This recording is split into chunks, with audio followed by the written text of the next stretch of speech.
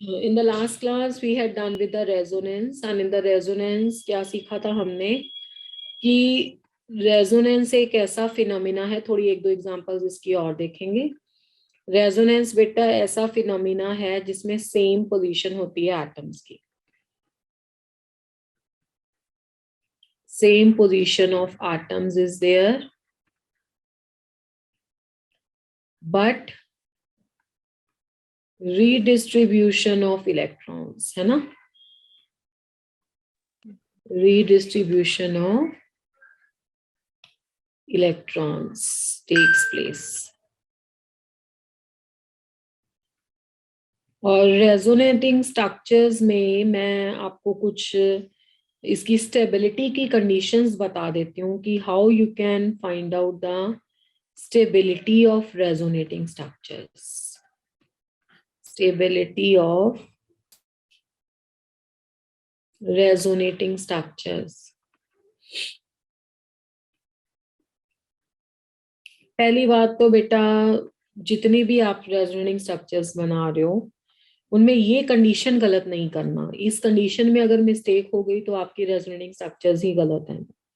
Means आपको every time you have to do the same position of the atom and you have to just movement let to the movement of electrons.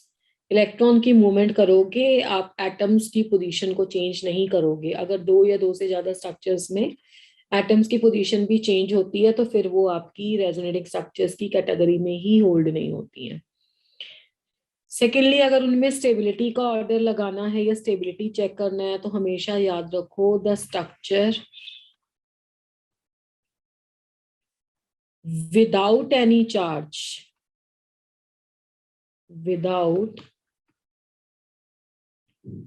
Any charge would be more stable, would be more stable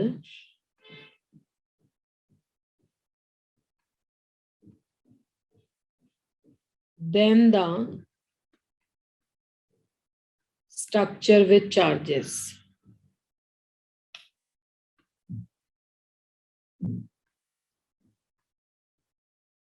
मतलब कोई आपके पास दो या दो से ज्यादा resonating structures बनी, उसमें आपने कैसे चेक किया कि जो स्ट्रक्चर पे कोई चार्ज नहीं है that would be more stable.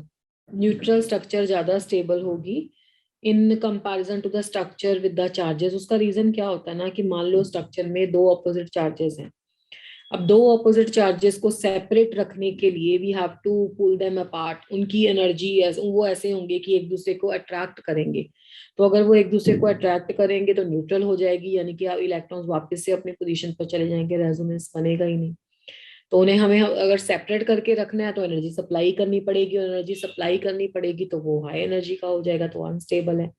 तो इसलिए न्यूट्रल स्ट्रक्चर ज्यादा स्टेबल होती है in comparison to the structure with the charges. But अगर हमारे पास जितनी भी रेजोनेटिंग स्ट्रक्चर्स आई हैं उन सभी में चार्जेस हैं, हम न्यूट्रल बना ही नहीं पा रहे हैं, तो क्या करें? तो भी आपके पास रूल है, the structure with the single charge, the structure with the single charge is more stable in comparison to the structure with the two charges। same different अलग बात है, structure with the two charges। देखो एक ही charge होगा तो उसमें कोई attraction और रिपल्शन की प्रॉब्लम ही नहीं है, तो सिंगल चार्ज वाली स्ट्रक्चर जो है वो ज्यादा स्टेबल होगी in comparison to the structure with the two charges. Third thing, अगर चार्ज है ही है then the structure with the negative charge on the electronegative atom, negative charge on the electronegative atom, electronegative atom and positive charge on the electropositive atom electropositive atom would be more stable.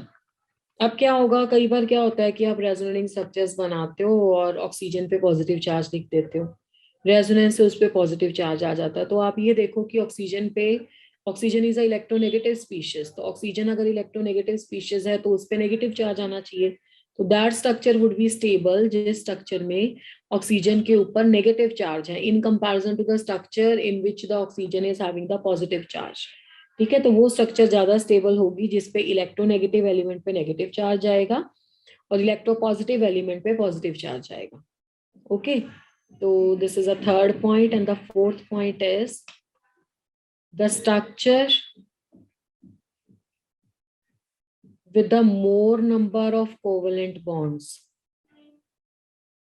with the more number of covalent bonds is more stable. ठीक है, ज्यादा covalent bond जिसमें होंगे वो ज्यादा stable होगी। Fifth point is the structure with like charges on the adjacent atom, on the adjacent atoms is less stable. मतलब minus minus adjacent atoms पे है तो वो कम स्टेबल होगी, ठीक है ना। प्लस प्लस साथ वाले एटम्स पे है तो वो कम स्टेबल होगी क्योंकि उससे भी रिपल्शन होती है और एनर्जी बढ़ जाती है। तो ये कुछ पॉइंट्स मैंने लिखे हैं, अदरवाइज तो आपको कंपैरिजन में देखना पड़ेगा जब स्ट्रक्चर सामने आएंगी। ये बेसिक पॉइंट्स हैं नॉर्मल जो ऑलमोस्ट जो कवर करते हैं सबको, जिससे आपको पता लग जाएगा कि रेजोनेटिंग स्ट्रक्चर्स की स्टेबिलिटी कैसे निकालनी है।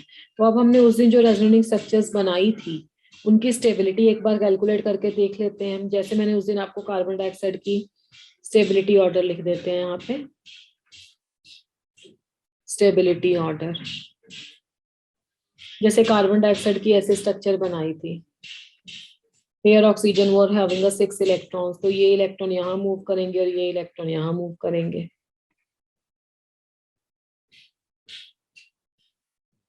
One two three four five plus 1 2 3 4 5 6 1 7, ठीक है। इस ये स्ट्रक्चर है, इसको बिल्कुल एग्जैक्टली अपोजिट कर लो।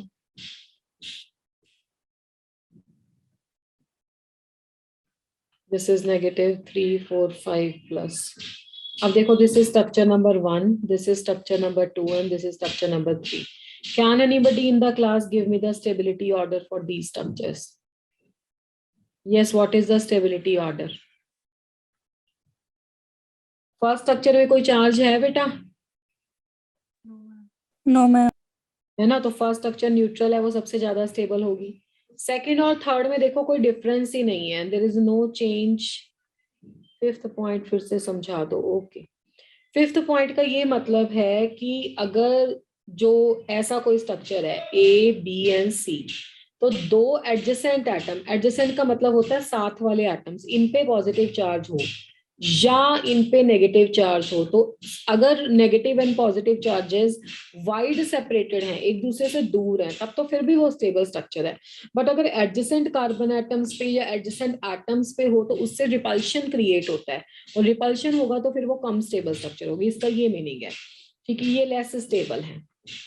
रीजन क्या है कि चाहे साथ वाले एटम पे प्लस प्लस होगा, चाहे एडजेसेंट, एडजेसेंट का मतलब होता है पड़ोसी, नेबर, ठीक है, तो इन दोनों पे चाहे नेगेटिव होगा तो ये दो नेगेटिव और ये दो पॉजिटिव एक दूसरे को रिपेल करेंगे। और रिपल्शन से हमेशा याद रखना है कि अट्रैक्शन से एनर्जी कम होती है और सिस्टम स्टेबल होता है, हमेशा याद रखना केमिस्ट्री में ये। रिपल्शन से एनर्जी बढ़ती है और सिस्टम डिस्टेबलाइज होता है। अब सारे के सारे रिएक्शन इस डायरेक्शन में प्रोसीड करते हैं कि एनर्जी कम हो जाए, सारी प्रोसेसेस भी ऐसे जाती हैं, तो ये वाली कम स्टेबल स्ट्रक्चर्स है, ये मतलब है फिफ्थ पॉइंट का। और फोर्थ पॉइंट का मतलब है structure with the more number of covalent bond. अब जैसे किसी स्ट्रक्चर में टोटल गिने जाए तो 3 और 1 4, यहाँ पे 2 और 2 4, यहाँ पे 3 और 1 4, सब में 4 4 कोवेलेंट बॉन्ड है। पर कई बार क्या होता है, कोई ऐसी पर्टिकुलर स्ट्रक्चर होती है जिसमें नंबर ऑफ कोवेलेंट बॉन्ड ज्यादा आ जाते हैं बाकी सबसे, तो मोर नंबर ऑफ कोवेलेंट बॉन्ड वाली स्ट्रक्चर ज्यादा स्टेबल होती है। ये फोर्थ पॉइंट था। थर्ड का मतलब है कि अगर कोई इलेक्ट्रोनेगेटिव है, अगर उस पर पॉजिटिव चार्ज आ जाएगा और electro positive pay negative charge आ जाएगा तो वो कम स्टेबल है। तो जैसे किसी एलिमेंट के नेचर है उसे वैसे ही इलेक्ट्रॉन दिलाने चाहिए। अब क्लियर है? मैंने थर्ड फोर्थ फिफ्थ तीनों एक एक बार दोबारा एक्सप्लेन कर दिए। तो regarding the stability order, first structure is a neutral, तो फर्स्ट स्ट्रक्चर सबसे ज्यादा स्टेबल होगी इस पॉइंट ऑफ व्यू से। सेकेंड और थर्ड स्ट्रक्चर में आई वाज टेलिंग कि कोई फर्क नहीं है, ठीक है, दोनों में एक एक ऑक्सीजन पॉजिटिव है, एक एक ऑक्सीजन नेगेटिव है, बस लेफ्ट और राइट मतलब उसको घुमा दो तो वो स्ट्रक्चर बन जाएगी। इसलिए स्टेबिलिटी ऑर्डर में सेकेंड एंड थर्ड का स्टेबिलिटी ऑर्डर सेम है, ठीक है, फर्स्ट का ज्यादा है in comparison to second and third.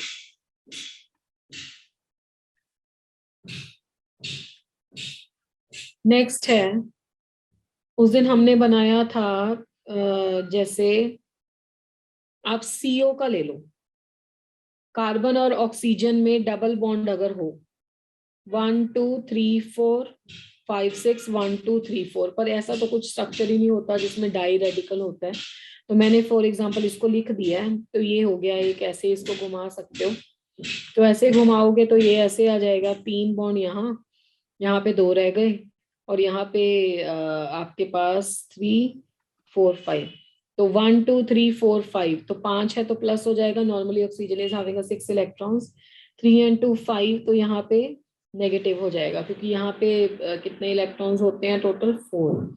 अगर इसको अपोजिट सेंस में ले लें, इसको ऐसे कर दें ऐसे, तो ये स्ट्रक्चर आएगी।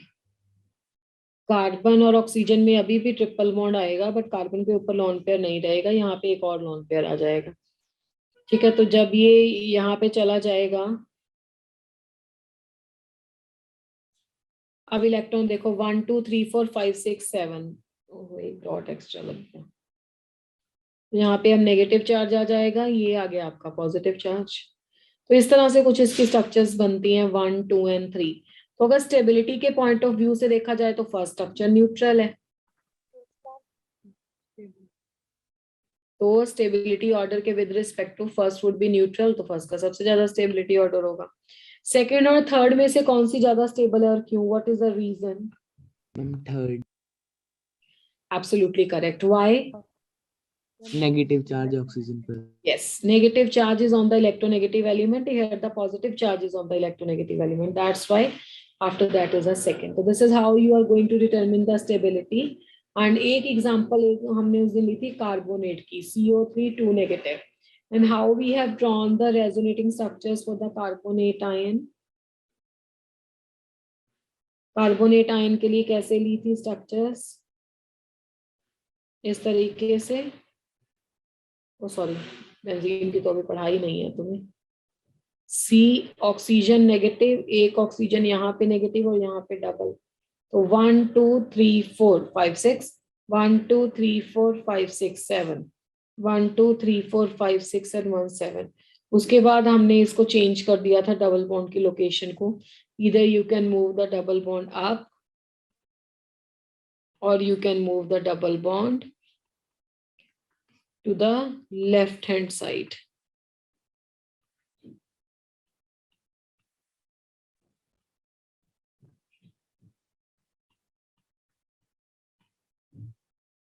So this is 1, this is 2, and this is 3. Okay, and regarding the stability order, yes, what is the stability order for 1, 2, and 3? क्या इसका? सेम है। यस, बिल्कुल सही, सेम है, कुछ चेंज ही नहीं है इनमें। तो इस तरह से आपको चेक करना है रेजोनेंस से। एक मैं आपको बेंजीन वाला मॉलिक्यूल भी बता देती हूँ। Is that clear? इसमें तो कोई डाउट नहीं है ना? No ma'am. चलो एक, ठीक है बेटा, इसमें देख लो एक CH3COOH, इसको क्या बोलते हैं? थोड़े ऑर्गेनिक के हैं मॉलिक्यूल्स, एसिटिक एसिड बोलते हैं इसको बेटा। Yes ma'am. सिरका बोलते हो जिसको आप।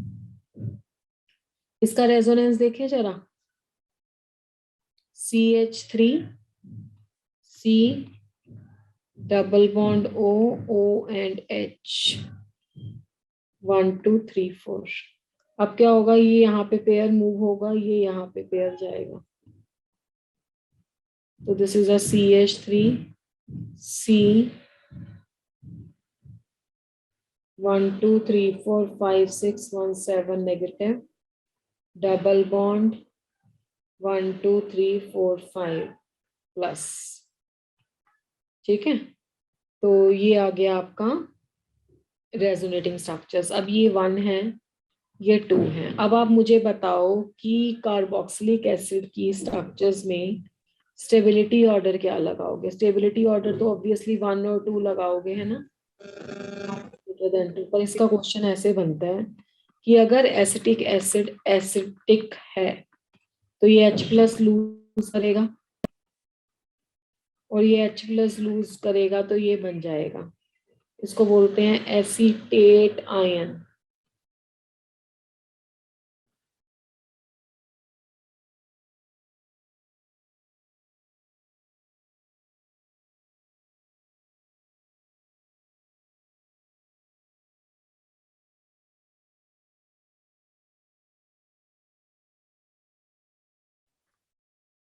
One is acetate ion. अब एसिटिक एसिड ने एसिटेट आयन दिया, H+ लूज किया। अब एसिटेट आयन के रेजोनेटिंग स्ट्रक्चर्स देख लो, CH3 C double bond O and O negative, here is a negative 1 2 3 4, तो ये यहाँ पे आएगा, ये यहाँ पे आएगा। तो this is a CH3 C, इसको अलग कलर से लिख देते हैं, 1 2 3 4 5 6 1 7 नेगेटिव, और 1 2 3 4 5 6। तो जब हमने रेजोनेटिंग स्ट्रक्चर्स देखी कार्बोक्सिलिक एसिड की और कार्बोक्सिलेट आयन की, तो कार्बोक्सिलिक एसिड के रेजोनेटिंग स्ट्रक्चर्स में है 2 डिफरेंट चार्जेस। ठीक है, इसमें तो सेम स्टेबिलिटी है, अगर ये 3 है और अगर ये 4 है तो 3 और 4 का स्टेबिलिटी ऑर्डर सेम है, कोई चेंज नहीं है। बट इसका क्वेश्चन ये बनता है कि acidic character of carboxylic acid भी रेजोनेंस से ही एक्सप्लेन होता है। कैसे? आप देखो, कार्बोक्सिलिक एसिड के रेजोनेटिंग स्ट्रक्चर्स में 2 डिफरेंट चार्जेस हैं, और मैंने पॉइंट्स में लिखा था कि जहां पे 2 डिफरेंट चार्जेस हो उनको दूर करके रखना, उनको एक दूसरे से डिस्टेंस पे रखना, that is a difficult task. और अगर एक ही चार्ज है उसको रिवॉल्व करना आसान है। तो कार्बोक्सिलेट आयन की resonating structures, acetic carboxylate ion यानी कि एसिटेट आयन की रेजोनेटिंग स्ट्रक्चर्स ज्यादा स्टेबल है, तो ये लेस स्टेबल है।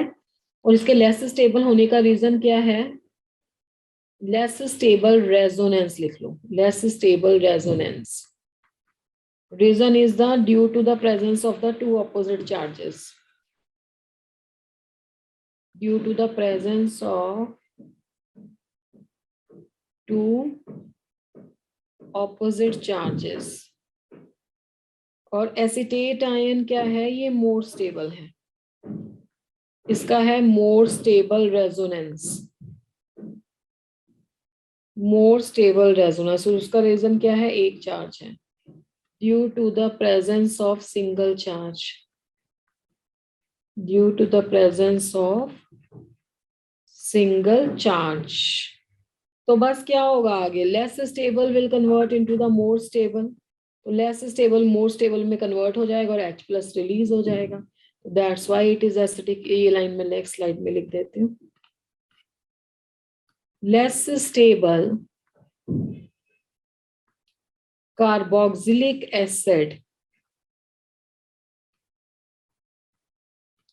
कन्वर्ट, कार्बोक्सिलिक एसिड यानी कि एसिटिक एसिड की बात हो रही है। कार्बोक्सिलिक एसिड इसका जर्नल नेम है, मतलब पूरी कैटेगरी को कार्बोक्सिलिक एसिड बोलते हैं, एसिटिक हो, प्रोपेनोइक हो, कुछ भी। Acetic acid converts into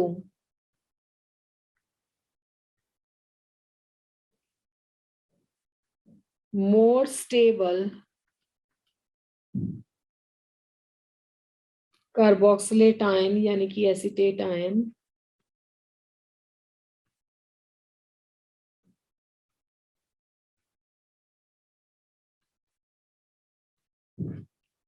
hence carboxylic acids are acidic in nature, hence the carboxylic acids are acidic in nature। इसलिए हम बोलते हैं कि कार्बोक्सिलिक एसिड्स क्या हैं? एसिडिक है by nature.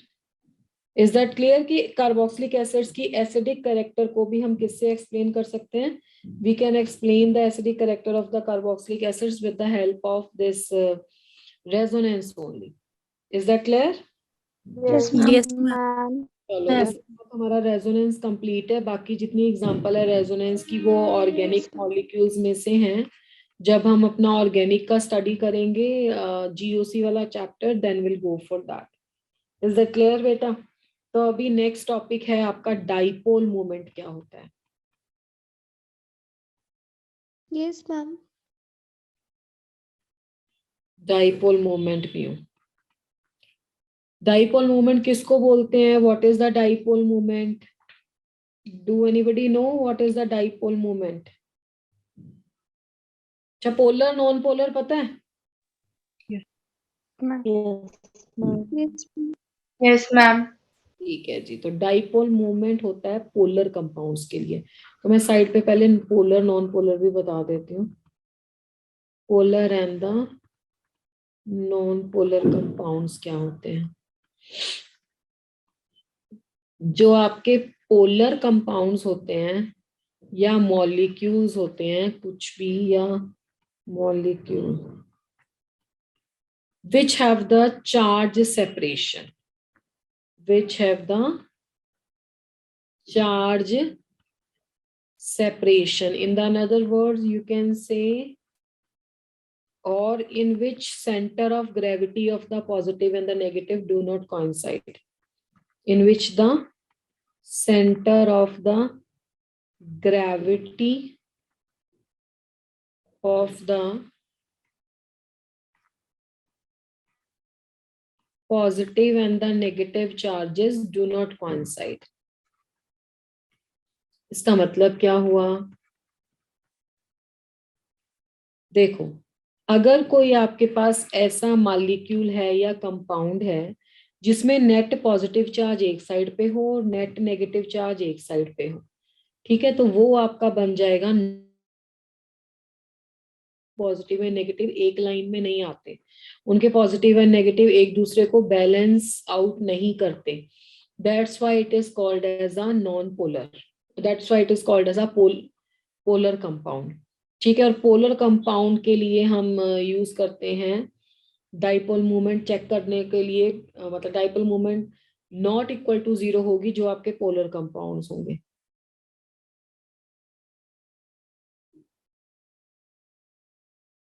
Yes, is this page done? Who is saying, ma'am, previous slide? Yes, ma'am. Okay, okay.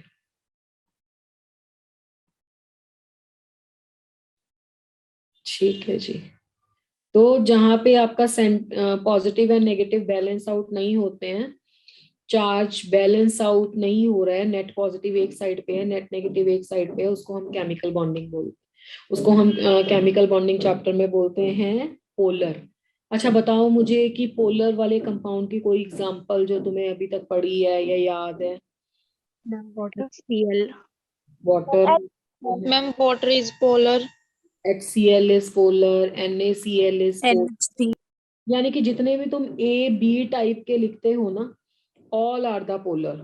A-B type समझते हो ना? Yes, ma'am. तो ये सब हो गए पोलर. अब है नॉन पोलर. नॉन पोलर किसको बोलते हैं?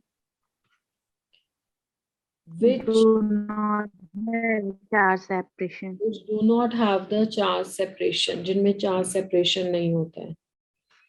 Charge separation, or in which center of the gravity of the positive and the negative charges, center of the gravity of positive and the negative charges coincides. ये कुछ इस तरह के molecules होंगे. जैसे मान लो ये सिमेट्रिकल सा बना लेते हैं थोड़ा सा.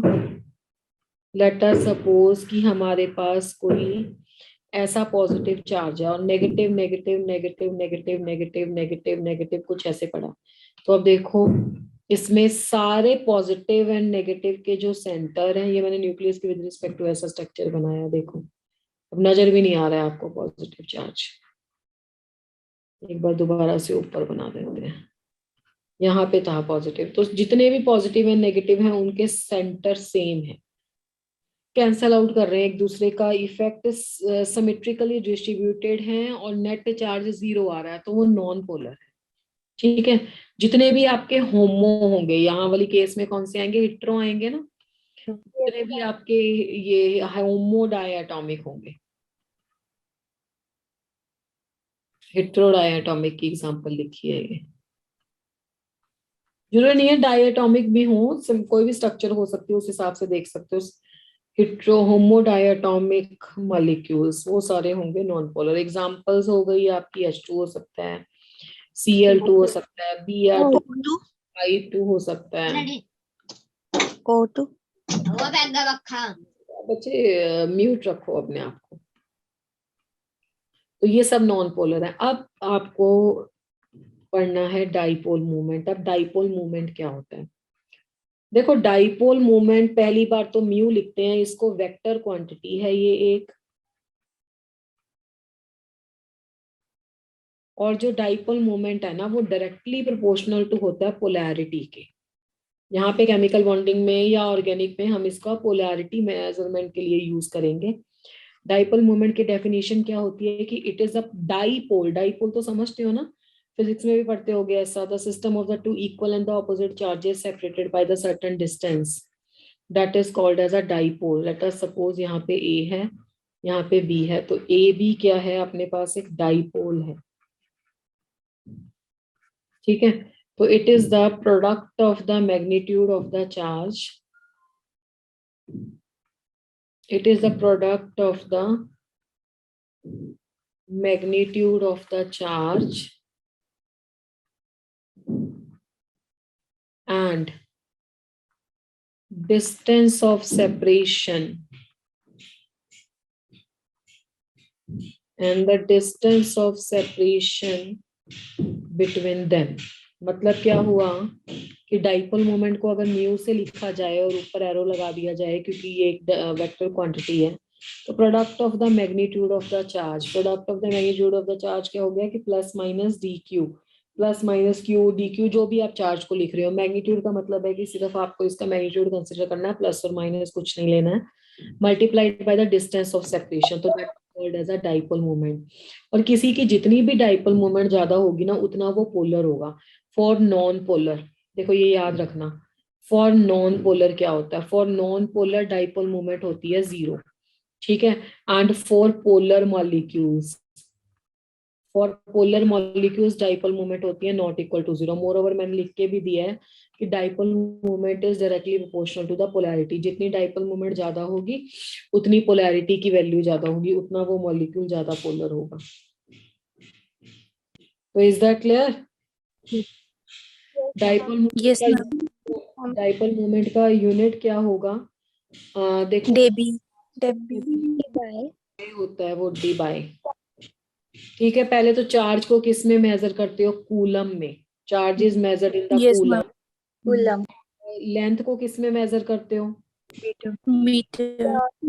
मीटर में, तो ये कूलम मीटर है। Don't read out as a centimetre, this is called as a coulomb metre.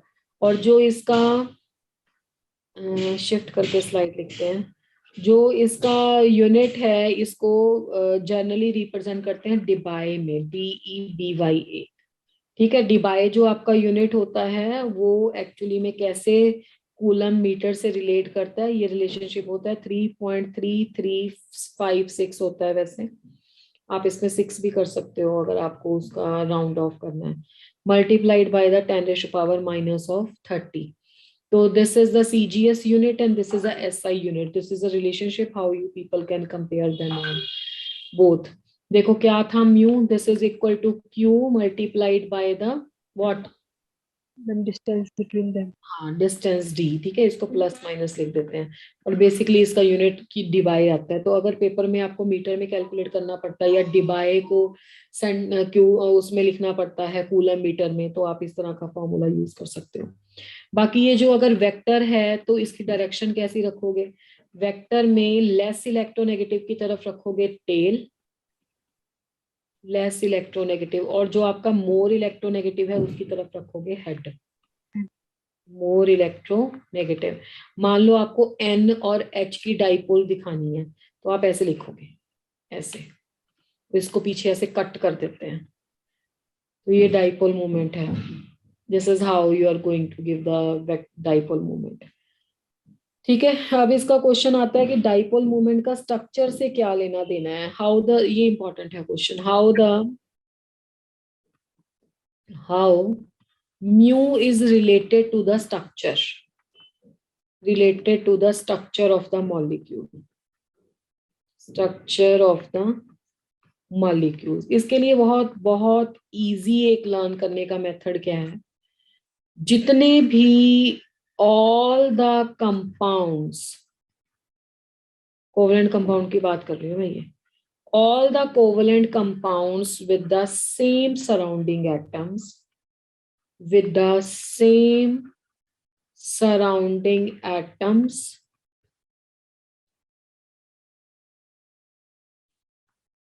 no lone pair, no distortion,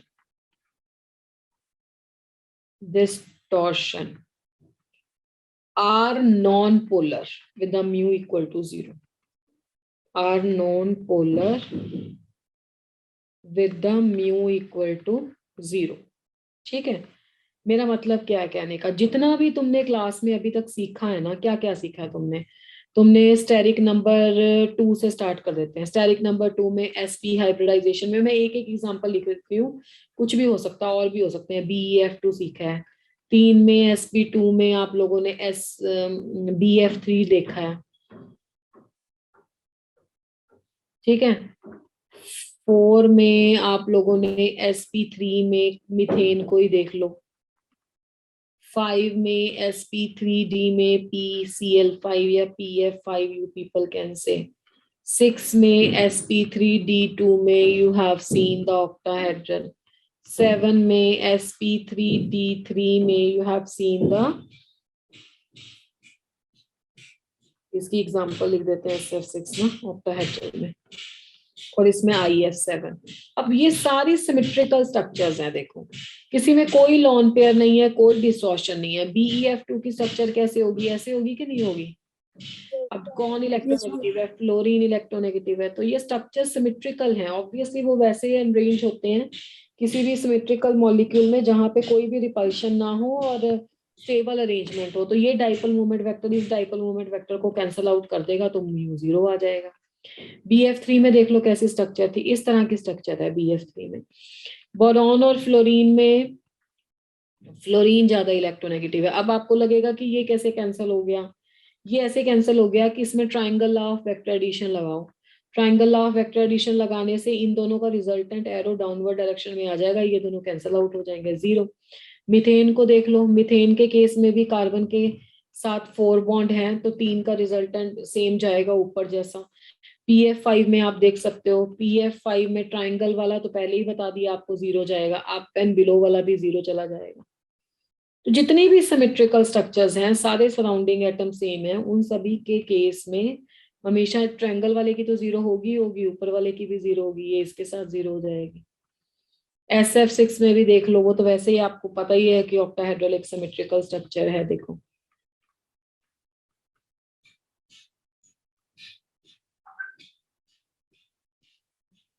सब एक दूसरे को कैंसल आउट कर रहे हैं, यहाँ पे भी म्यू 0 है, हर जगह म्यू 0 है। जब तक आपके स्ट्रक्चर में डिस्टॉर्शन नहीं आता है तब तक वहां पे म्यू 0 है, वहां पे कोई प्रॉब्लम नहीं। ठीक है, जहां पे डिस्टॉर्शन आ गया, जैसे फॉर एग्जांपल वाटर आ गया, अब वाटर में डिस्टॉर्शन है, देखो ऑक्सीजन के साथ ये हो गए 2 हाइड्रोजन, एक यहाँ पे लॉन पेयर एक यहाँ पे लॉन पेयर, अब कैसे कैंसिल आउट होगा, वो ही नहीं सकता। तो इसमें म्यू नॉट इक्वल टू 0 है, तो ये एक dipole moment not equal to 0 है, तो पोलर है। इस तरह से चेक करते हैं। अब कंपेयर कर लेते हैं डाइपोल मोमेंट अमोनिया की एंड NF3 की, and let's check it out कि किसकी डाइपोल मोमेंट ज्यादा आती है और क्यों ज्यादा आती है।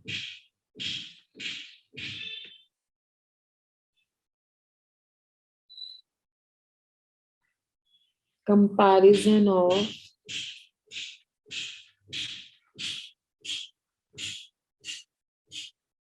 dipole moment of the comparison of the dipole moment of the NH3 and NF3.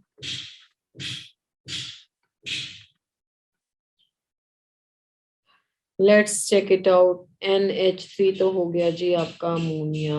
Let it.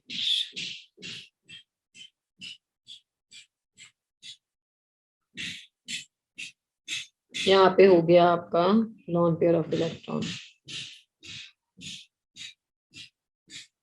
यहाँ पे हो गया फ्लोरीन. चलो अब देखो डाइपोल मोमेंट किसकी है ज्यादा और किस साइड पे एरो की डायरेक्शन आएगी. नाइट्रोजन और हाइड्रोजन में किसकी डाइपोल मोमेंट ज्यादा है? नाइट्रोजन. हाँ, इस मुझे बोलना चाहिए किसकी इलेक्ट्रोनेगेटिविटी ज्यादा है. तो इलेक्ट्रोनेगेटिविटी नाइट्रोजन की ज्यादा है. तो इस केस में भी नाइट्रोजन की ज्यादा है, इस केस में भी नाइट्रोजन की ज्यादा है. तो ये तीनों का तो एरो अपवर्ड डायरेक्शन में जा रहा है. और जहाँ पे लॉन पेयर है तो लॉन पेयर का भी ऑब्वियसली अपवर्ड डायरेक्शन में ही जाता है. तो इसमें नेट एरो चला गया अपवर्ड डायरेक्शन में. नाइट्रोजन और फ्लोरीन में से फ्लोरीन की इलेक्ट्रोनेगेटिविटी ज्यादा. फ्लोरीन की तरफ. यस, फ्लोरीन की तरफ. और इसमें से ये ऊपर चला गया. ठीक है. तो अब इसमें क्या होगा ना बेटा, इसमें सारे मतलब जो एरो है कंप्लीटली कट नहीं होगा, है ना. तो बिल्कुल आपका कैंसल आउट नहीं होगा इसमें, पर लेस देन आएगा. तो mu of the NF3 is obviously less than the mu of the NH3. And what is the reason? अब देखने को तो दोनों ही मोनोवेलेंट थे, but what is the difference between the nitrogen and the NF3 and the NH3? क्योंकि fluorine की electronegativity ज्यादा है. दैट्स वाई फ्लोरीन NF3 वाले की डाइपोल मोमेंट आती तो इसकी कुछ 0 पॉइंट ही है. लाइक इसकी 0.80 इंटू 10⁻⁻30 है म्यू की वैल्यू. और इसके लिए म्यू की वैल्यू ज्यादा है, ये अप्रोक्सीमेटली 0 है. 0.90 इंटू 10⁻⁻30 कूलम मीटर है. तो क्वेश्चन ये पूछ लेता है कि व्हाई इट इज सो, या ऑर्डर लगाओ. ये कैसे पता लगेगा? तो ये आपको पता लग जाएगा जब आप उसकी इलेक्ट्रोनेगेटिविटी को चेक करोगे. तो इज दैट क्लियर? इसमें तो कोई प्रॉब्लम नहीं है, सब बच्चे आराम से कर लेंगे. Yes ma'am. Yes ma'am. चलो ये तो हुआ. फिर आपका डाइपोल मोमेंट का कैलकुलेशन. डाइपोल मोमेंट का कंपैरिजन आपको इलेक्ट्रोनेगेटिविटी वैल्यू में फिर से बोल रही हूँ कि किसी को लर्न नहीं करनी है. You need not to learn the electronegativity value. You have to simply check it out कि पीरियोडिक टेबल में उनकी पोजीशन कहाँ है और कैसे कैसे वो कंबाइन करेंगे. चलिए, तो अब कुछ छोटे छोटे टर्म्स हैं वो मैं बता देती हूँ क्योंकि इसका चैप्टर में यूज होएगा आगे भी. फिर लास्ट टॉपिक पे चलेंगे. जैसे एक टर्म है बॉन्ड लेंथ, एक टर्म होती है बॉन्ड एंगल. कुछ आपको कोई पूछेगा नहीं ऐसे, ये तो मैं आपको बता रही हूँ कि आपको जब पेपर में यूज होगा ये तो समझ में भी आना चाहिए कि क्या पूछ रहा है. क्या होती है bond length? What do you mean by the bond length? देखो, हाँ जी बोलो. From the distance between the two bonds. Bonds नहीं, दो एटम्स. जैसे ए और बी हैं, ए और बी ने एक एक इलेक्ट्रॉन शेयर किया. ठीक है, उनके बीच में एक बॉन्ड बन गया जिसको आपने कोवलेंट बॉन्ड बोल दिया.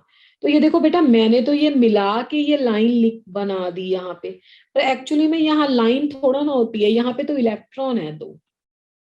तो ये इलेक्ट्रॉन एक्चुअली में रेस्ट पे नहीं होते, वो घूमते रहते हैं. अब वो घूमते कैसे हैं? It is just like a pendulum, जिसका एक पोर्शन ए है, दूसरा पोर्शन बी है, जिसको एक्सट्रीम पोजीशंस कहते हैं. And these two electrons revolve like this, A to B, B to A to B, B to A. तो उनके बीच की जो बॉन्ड लेंथ है, मतलब जितना स्पेस वो कवर करते हैं ना, वो चेंज होता रहता है. तो एक एवरेज सा डिस्टेंस हम कैलकुलेट कर लेते हैं कि ए और बी मैक्सिमम कितने. देखो, अगर बी का इलेक्ट्रॉन पास आ जाएगा तो ऑब्वियसली ये ऐसे थोड़ा ना खड़े रहेंगे दो पोजीशन की तरह. अगर बी का इलेक्ट्रॉन पास आ जाएगा मतलब बी यहाँ पे आ गया, फिर ए की पोजीशन भी चेंज हो गई. तो ए और बी के बीच में जो लेंथ है, जो डिस्टेंस ऑफ सेपरेशन है, that keeps on changing due to the continuous vibration of the electrons which is present between them.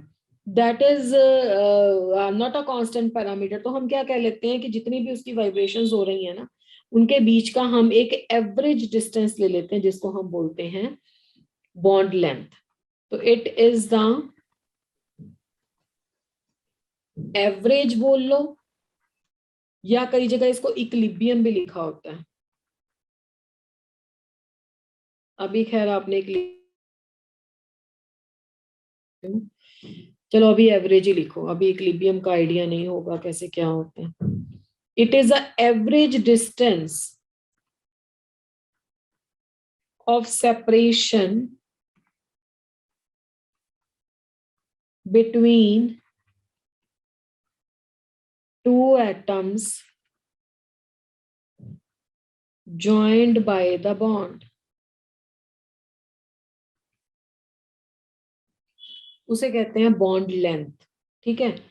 अब बॉन्ड लेंथ के बारे में अगर डिस्कशन किया जाए तो मैं ये अभी कोवलेंट के बारे में ही चल रहा है. ठीक है ना. Joint by the covalent bond ही लिख देते हैं क्योंकि वही इस चैप्टर में आप पढ़ रहे हो अभी. अगर दोनों में एक एक इलेक्ट्रॉन शेयर हुआ है तो इसको क्या बोलते हैं? That is called as a single bond. Covalent bond. Single covalent bond. और सिंगल कोवेलेंट बॉन्ड होता है सिग्मा. सिग्मा का भी आइडिया है कि Yes, सिग्मा ma'am. होता है. Yes, ma'am. सिग्मा वो बॉन्ड होता है जो हेड टू हेड ओवरलैपिंग से फॉर्म होता है. मैं इसके बाद उसी पे Yes, ma'am. बता देती हूँ. ये सिंगल कोवेलेंट बॉन्ड हो गया. अगर आपकी कंबाइन करने वाली स्पीशीज में दो दो इलेक्ट्रॉन ईच की शेयरिंग हो रही है तो जो दो इलेक्ट्रॉन शेयर हुए हैं सिग्मा और दूसरा होगा Pi. ठीक है. तो this is called as a Double covalent bond. Double covalent bond. और अगर उसमें एक एक इलेक्ट्रॉन 3 बार ऐसे शेयर हो रहा है, 3 electron, 1 sigma 2 pi. 1 sigma One हो गया आपके ट्रिपल कोवेलेंट बॉन्ड. तो इसको बोलते हैं कि बॉन्ड मल्टीप्लिसिटी इंक्रीज हो गई. बॉन्ड मल्टीप्लिसिटी इंक्रीज हो गई का मतलब है कि सिंगल से डबल हो गया, डबल से ट्रिपल हो गया. This is called as a increase in the bond multiplicity. जैसे जैसे बॉन्ड मल्टीप्लिसिटी इंक्रीज होती है ना वैसे वैसे देखो लेंथ कम हो जाती है. Increase in the bond multiplicity.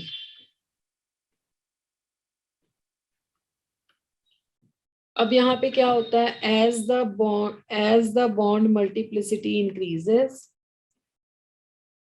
as the bond multiplicity increases, bond length decreases. मतलब सिंगल बॉन्ड हमेशा लॉन्ग होगा, डबल उससे शॉर्ट होगा, ट्रिपल और शॉर्ट हो जाएगा. ठीक है. बॉन्ड मल्टीप्लिसिटी के बढ़ने से बॉन्ड लेंथ कम हो जाती है. और एक और बात, इसको आगे जाके लिख देते हैं प्रोपोर्शनैलिटी में. देखो बॉन्ड लेंथ डिक्रीज हो जाती है with the increase in the bond multiplicity. ठीक है. और बॉन्ड लेंथ जितनी कम हो उतना बॉन्ड स्ट्रांग होगा. मतलब ये भी इनवर्सली प्रोपोर्शनल है. बॉन्ड स्ट्रेंथ, अगर आपसे सेम एटम्स हैं और बॉन्ड स्ट्रेंथ का कंपैरिजन पूछा जाए तो सबसे ज्यादा स्ट्रॉन्ग बॉन्ड कौन सा होता है? Triple bond. Triple. फिर उसके बाद डबल बॉन्ड, फिर उसके बाद Single. बॉन्ड. तो this is the order of bond strength. Okay. तो जैसे जैसे देखो मल्टीप्लिसिटी बढ़ी वैसे वैसे बॉन्ड स्ट्रेंथ भी बढ़ी और बॉन्ड लेंथ उस केस में कम हो गई. तो अब ये क्लियर हुआ कि बॉन्ड लेंथ किसको बोलते हैं. Yes, ma'am. चलिए एक हमारे पास टर्म है बॉन्ड एंगल. बॉन्ड लेंथ हो गया, बॉन्ड एंगल हो गया. और तो कोई बॉन्ड का पैरामीटर नहीं है जो तुम्हें नहीं समझ में आता, बाकी तो पता लग जाता है. बॉन्ड एंगल क्या होता है? अभी हमने बॉन्ड एंगल पढ़ा था हाइब्रिडाइजेशन वगैरह में. किसको बोलते थे bond angle? angle between two adjacent bond.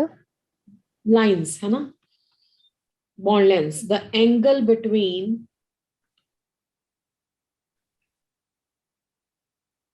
To bond lengths from the central atom, है ना? सेंट्रल एटम से ही स्ट्रक्चर बनेगी। जैसे मैंने BCl3 बनाया तो सेंट्रल एटम क्या है? B। ऐसे लिख लिया तुमने 2Cl और ये 120 हो गया। ठीक है, तो बॉन्ड एंगल, और बॉन्ड एंगल जो है वो हाइब्रिडाइजेशन से कैसे क्या होता है वो आपको सब पता है। तो is that clear? Bond strength क्या होता है? बॉन्ड स्ट्रेंथ ये होता है कितना स्ट्रॉन्ग है कोई बॉन्ड। अगर ट्रिपल बॉन्ड है तो वो ज्यादा स्ट्रॉन्ग है, उसको ब्रेक करने में ज्यादा एनर्जी लगेगी। Strength of the bond, that is called as a bond strength. Strength of a bond means it cannot be easily broken. That is a quite stable bond, quite a strong bond. Strong bond का मतलब है कि वहां पे ज्यादा electrons हैं, उसको easily break up नहीं कर पाओगे। Is that clear? Whosoever has asked. Yes, sir. चलिए, अब टाइप्स ऑफ द बॉन्ड्स में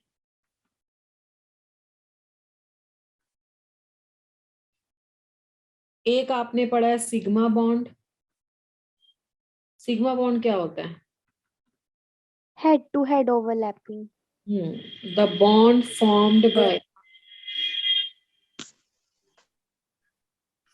head to head overlapping.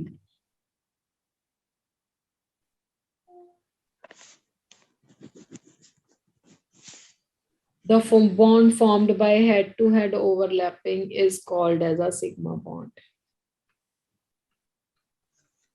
उसे सिग्मा बॉन्ड बोलते हैं। जैसे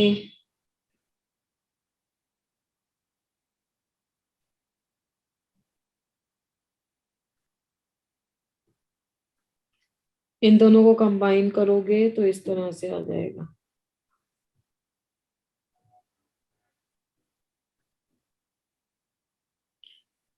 देखो बेटा, वैसे तो मुझे ऑर्बिटल बनाने चाहिए, केमिकल बॉन्डिंग चैप्टर में आपने पढ़ा होगा, तो मुझे डॉटेड बनाने चाहिए क्योंकि ऑर्बिटल का कॉन्सेप्ट होता है।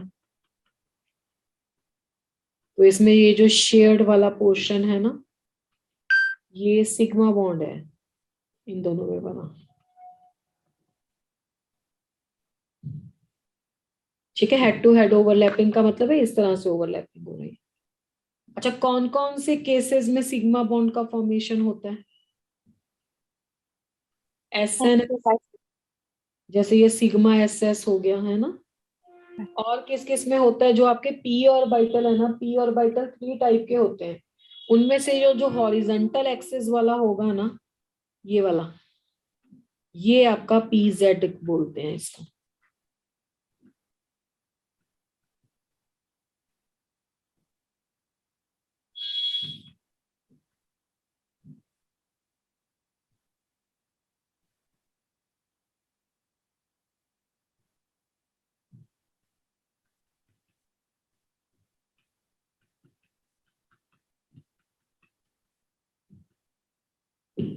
तो देखो, बॉन्ड बनाना तो प्लस को प्लस से कंबाइन करना पड़ेगा, तो इस तरह से ओवरलैपिंग होगी। अब अगले स्ट्रक्चर में ना मैं डॉट्स नहीं लगाऊंगी, आपको समझ आना कि डॉट्स प्रेजेंट हैं इसमें, क्योंकि ऑर्बिटल्स का कॉम्बिनेशन हम ले रहे हैं, ऑर्बिट का नहीं। ठीक है, इस स्ट्रक्चर तक मैं बना देती हूँ, नेक्स्ट में समझ जाओगे ना। Yes, ma'am. With the dots, तो ये हो गया सिग्मा। इसको क्या बोलेंगे? PZ और PZ। देखो बेटा, P में 3 ऑर्बिटल्स होते हैं, पर PX और PY सिग्मा बॉन्ड नहीं बनाते। इनमें से एक ही सिग्मा बॉन्ड बनाता है जिसको बोलते हैं PZ और PZ। ठीक है, बाकी कंबाइन इस तरह से करना है कि पॉजिटिव पॉजिटिव के साथ कंबाइन करें। ये पॉजिटिव नेगेटिव क्या रिप्रेजेंट करते हैं? ये पॉजिटिव और नेगेटिव रिप्रेजेंट करते हैं sign of the wave function. Wave function का मतलब है कि इलेक्ट्रॉन जब वेव की फॉर्म में ट्रेवल करता है तो क्रेस्ट है या ट्रैप है, ये रिप्रेजेंट करते हैं। थर्ड है S एंड PZ, ये भी सिग्मा बनाते हैं। S हो गया और ये PZ हो गया, प्लस एंड माइनस। मैं लिख देती हूँ, draw dots at your own, ताकि जब पेपर पढ़ो तो आपको याद आ जाए कि डॉट्स हमने खुद लगानी है। आप अपनी कॉपी पे लगा देना। अब देखो कैसे कॉम्बिनेशन होगा। प्लस वाला प्लस के बीच में प्लस हो जाएगा लॉब्स। एस में तो हर जगह प्लस ही है, मैं वैसे ही बना देती हूँ जैसे लिखा हुआ था।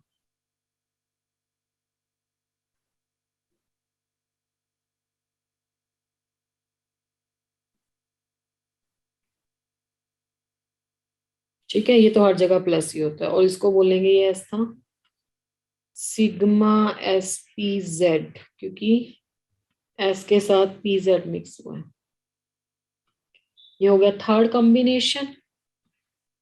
फोर्थ कॉम्बिनेशन होता है डी जेड स्क्वायर और डी जेड स्क्वायर का।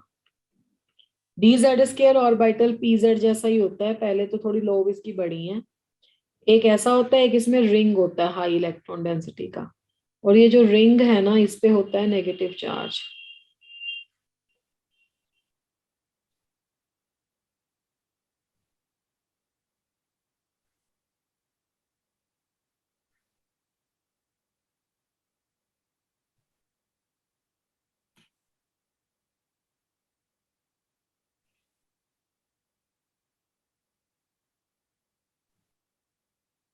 ठीक है, अब इस तरह से इसको कंबाइन कर लो इसके साथ।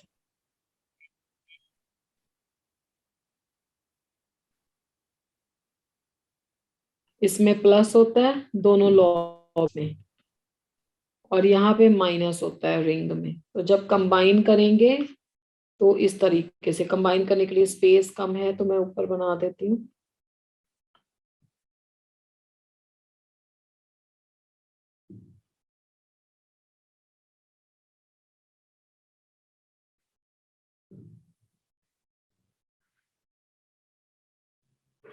Plus plus plus plus, minus और माइनस, तो ये बन गया sigma D Z square D Z square. अब इसके साथ कंबाइन करेंगे बाकी के दो ऑर्बिटल्स को, एस और पी जेड को, तो वो फिफ्थ और सिक्स्थ टाइप हो जाएगी। टोटल 6 केसेस हैं जहां पे हेड टू हेड ओवरलैप होता है। Is this clear, this slide? Yes, ma'am. Yes, ma'am. तो फिफ्थ केस से P Z and D Z square ले सकते हो।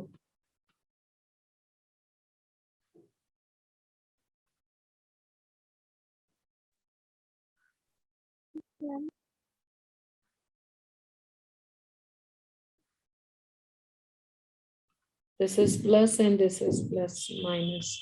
मैंने सीधा ही कॉम्बिनेशन कर दिया है, तो this is P Z and D Z square. Yes yes, say you want to ask anything?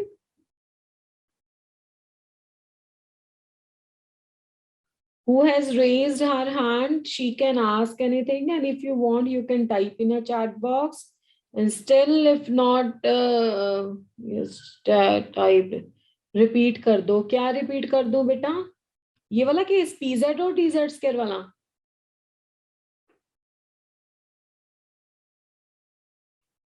Yes ma'am, okay okay.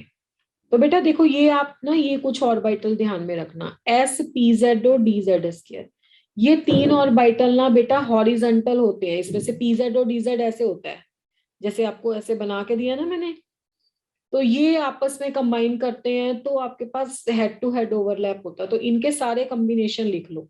जैसे एस का पहले कॉम्बिनेशन लिखा एस और एस, पीजेड का कॉम्बिनेशन लिखा खुद से पीजेड और पीजेड, डीजेड स्क्वायर का कॉम्बिनेशन लिखा डीजेड स्क्वायर और डीजेड स्क्वायर। अब इनके एक दूसरे के साथ कॉम्बिनेशन करो। एस का पीजेड के साथ कॉम्बिनेशन किया, ठीक है, फिर उसका एस का डीजेड स्क्वायर के साथ कॉम्बिनेशन करेंगे, फिर डीजेड स्क्वायर का पीजेड का डीजेड स्क्वायर के साथ कॉम्बिनेशन करेंगे। तो ये जितने भी डीजेड स्क्वायर ऑर्बिटल्स है ना, ये आपस में सिग्मा बॉन्ड बनाते हैं, क्योंकि ये ऐसे लेटे हुए ऑर्बिटल हैं, जैसे इनको हॉरिजॉन्टल बोल लो। तो ये आपस में सिमेट्री ऐसी रखते हैं, क्योंकि देखो सिग्मा बॉन्ड बनाने के लिए या पाई बॉन्ड बनाने के लिए, कोई सा भी बॉन्ड बनाने के लिए जो आपस में कंबाइन कर रहा है ना, उसकी सिमेट्री मैच करनी बहुत जरूरी है। मतलब प्लस की तरफ प्लस की लॉब आनी चाहिए, माइनस की तरफ माइनस की लॉब आनी चाहिए, तो इनमें कॉम्बिनेशन हो पाता है, ये सिग्मा बॉन्ड बना पाते हैं। ठीक है, पीजेड और डीजेड स्केयर के शेप आनी चाहिए। अब डीजेड स्केयर की शेप तो आपको आती होगी जब आपने chemical bonding atomic structure chapter पढ़ा था। नहीं आती है तो इसको आप ध्यान में रखो कि अब पी की तरह होता है डीजेड स्केयर ऑर्बिटल, बस इसमें एक रिंग होती है हाई इलेक्ट्रॉन डेंसिटी की, और ये प्लस एंड माइनस यहाँ पे रिप्रेजेंट कर रहे हैं कि इलेक्ट्रॉन यहाँ पे क्रेस्ट में जा रहा है या ट्रफ में जा रहा है, मतलब ऊपर और नीचे वाला portion, crest and trough they are representing. Signs of the wave function बोलते हैं इसे। ठीक है, तो ये 5 हो गया, और 6 लास्ट वाला केस कौन सा बचा, एस और डीजेड स्केयर। तो ये 6 केसेस हैं जहां पे सिग्मा बॉन्ड का फॉर्मेशन होता है।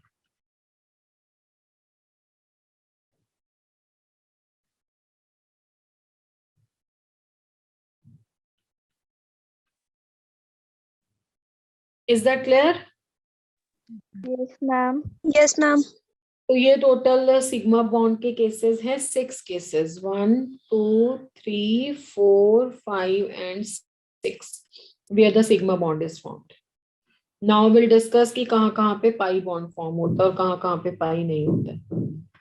2-3 केसेस पढ़ते हैं, बाकी नेक्स्ट क्लास में देखेंगे इसका।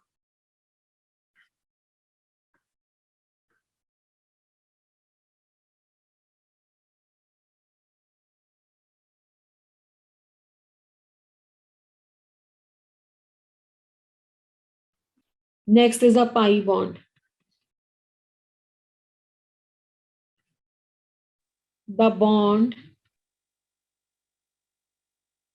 which is formed by Sidewise overlapping. sidewise overlapping, या इसको lateral overlapping भी बोलते हैं, sidewise overlapping or the lateral overlapping.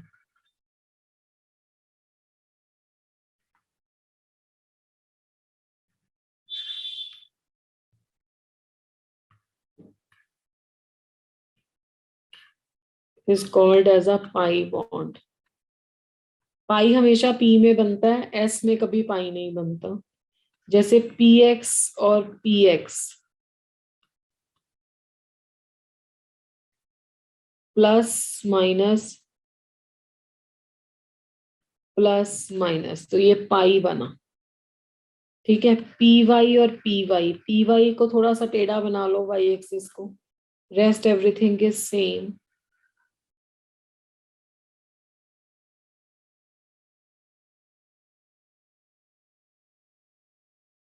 Plus plus minus minus, ये पाई पी एक्स हो गया,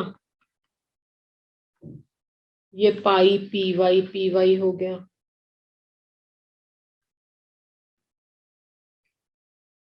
थर्ड बॉन्ड यू कैन से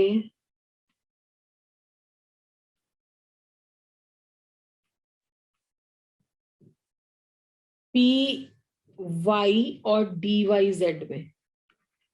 देखो जब भी मिक्सिंग करनी है ना कुछ रिपीट होना चाहिए। जैसे वाई है तो वाई रिपीट होना चाहिए। ऐसा नहीं होना चाहिए कि पी वाई को आप डी एक्स जेड के साथ कर लो, तो फिर एक इलेक्ट्रॉन एक्स में है, एक वाई में है, जेड में है, कॉमन पोर्शन तो है ही नहीं उसमें। तो पी वाई का डी वाई जेड के साथ। अब पी वाई कैसे बनाया था, थोड़ा टेढ़ा बनाया था ना, वैसे ही बनाओ। तो ये पी वाई हो गया, डी एक्स जेड ऐसे होता है। और डी एक्स जेड की क्या स्पेशलिटी है कि उसकी ऑपोजिट लॉब्स में सेम साइन होते हैं, तभी ये कॉम्बिनेशन देखो हो पाता है। ठीक है, तो ये पी वाई और डी एक्स जेड है। फोर्थ एग्जाम्पल है इसकी पी एक्स और D x Z. P x को सीधा बनाया था, वैसे ही बनाओ। डी एक्स जेड बिल्कुल वैसे ही होता है, प्लस प्लस माइनस माइनस। ठीक है, फिफ्थ कैटेगरी हो गई आपकी इनका खुद में बॉन्ड, डी वाई जेड का डी वाई जेड में, ये भी पाई है।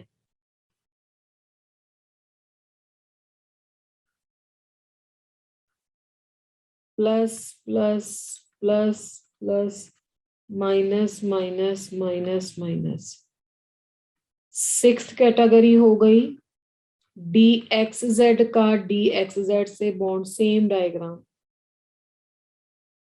एक्सिस तो चेंज करनी होती है, बाकी तो सेम है। साइन येलो कलर से लगा देते हैं, plus plus plus plus minus minus minus minus. ठीक है, यहाँ पे एक नोट मैं दे देती हूँ, अगले पेज पे देना पड़ेगा। डी एक्स वाई, अलग कलर से देना पड़ेगा, D X Y and D, देखो डी जेड स्क्वायर तो उधर यूज हो गया आपके सिग्मा बॉन्ड में, और डी एक्स वाई और D X square minus Y square वो पाई बॉन्ड नहीं बनाते, वो आगे डेल्टा बॉन्ड बनाते हैं, 12th वाली केमिस्ट्री में पढ़ोगे। तो कोई भी बच्चा डी एक्स वाई को यहाँ पे यूज ना करे, ठीक है, या तो डी वाई जेड जाएगा या डी एक्स और जेड जाएगा। देखो तो ये 6 कैटेगरी होंगी सिर्फ पाई बॉन्ड की, डी वाई जेड और डी एक्स जेड, ठीक है, आपस में भी और पी में भी। कोई भी बच्चा ऐसा भी बॉन्ड नहीं बनाएगा कि पी एक्स और डी वाई जेड, उसमें तो सारे अलग अलग हो गए, तो सिमेट्री मैच नहीं करेगी। तो ये 6 कैटेगरीज ही सिग्मा की है, 6 कैटेगरीज ही पाई की है। Next class would be the last class of chemical bonding, जिसमें हम एमओटी पढ़ेंगे। ट्राई करेंगे नेक्स्ट क्लास में एक वाइंड अप हो जाए। Is that clear? यहाँ तक क्लियर है सभी को? Yes, ma'am. चलो ठीक, Yes, ma'am. ठीक।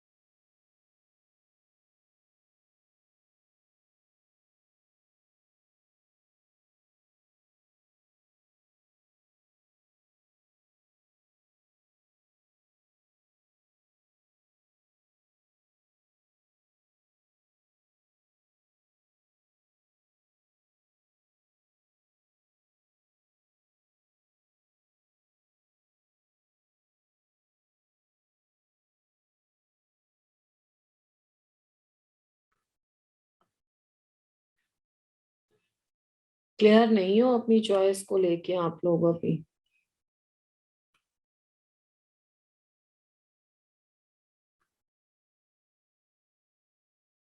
बी ऑप्शन को बहुत बच्चों ने दिया। अमोनिया कैसे नॉन पोलर हो सकता है, अभी तो आपको पढ़ाया है। ये सारी डाइपोल मोमेंट आपको जाती है, तो mu not equal to 0, this is not correct. ये भी नहीं है, ये भी नहीं है। CCl4 है। जब सराउंडिंग सारे एटम सेम होते हैं और परफेक्ट स्ट्रक्चर होती है तो उसमें कोई डाइपोल मोमेंट नहीं आती, कोई फोर्स ऑफ अट्रैक्शन रिपल्शन नहीं होती है।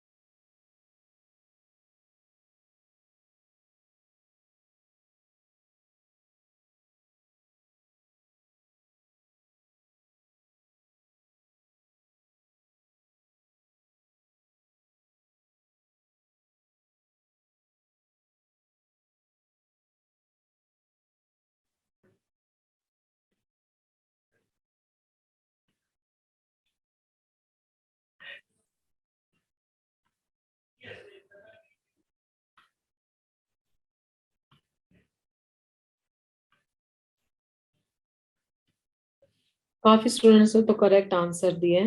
पीजेड हो सकता है, पीजेड के साथ DXZ हो सकता है, आपस में भी कंबाइन कर सकते हैं, ये कॉम्बिनेशन नॉट पॉसिबल है। और वही आपको पूछा था, सो A was a correct option. Okay, good for those who have done correctly. Next class में we'll continue this chapter. Moreover, wind up this chapter with MOT. That is the last topic.